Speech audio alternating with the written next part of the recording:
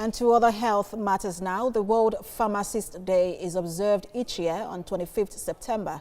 It is an opportunity to communicate how together pharmacists are transforming health through a variety of health services in their communities, including advising on healthy living, vaccinating to prevent disease, and ensuring that medicines are taken correctly. World Pharmacists Day was initiated by the FIP Council in Istanbul in 2009. 2020 marks the commemoration of the 10th event with the theme, Transforming Global Health. And joining me now to discuss this is the immediate past chairman, Association of Community Pharmacists of Nigeria, Dr. Albert Kelong Akali. Good to have you join us, Dr. Akali. Now, we understand that this pandemic has taken a toll on almost every sector and industry. Talk to us about the challenges that pharmacists have had to face in this pandemic. Yeah, thank you very much. It's a pleasure being on board, and thank you for celebrating pharmacists all over the world on this special day for pharmacists. Concerning the pandemic, you know, this is a disease that came to us as a big surprise, and nobody was prepared for it. So the community pharmacists practicing all the communities all over Nigeria, we are faced with the challenge of having to advise, having to stock medications that will meet up the needs of communities, because movement was a problem, especially during the lockdown.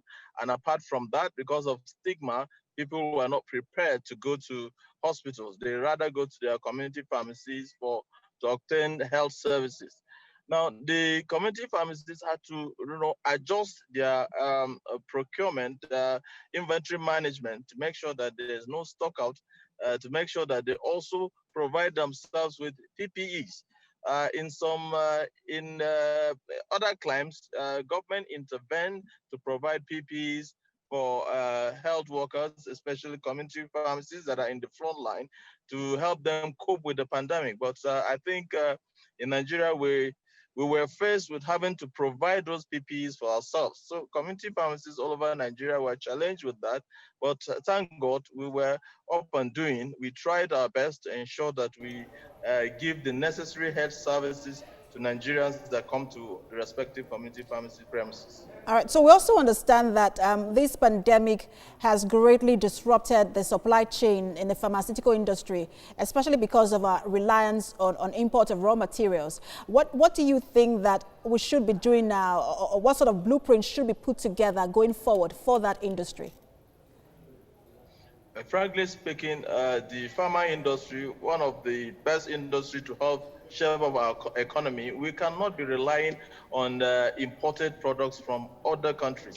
When, in fact, this is a big lesson for us, because most other countries shut down, and so the prices of pharmaceuticals went up because we were importing literally 70% of all these products outside. So in the long run, strategically, government should support the pharma industry by providing soft loans to help them build up capacity to be able to produce the pharmaceuticals, the medicines that Nigerians need.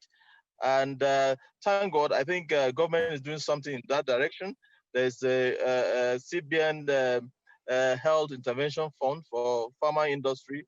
But I think I want that to extend to community pharmacies, because if the community pharmacies are not able to take what is produced, then it still becomes a problem for patients accessing these pharmaceutical products.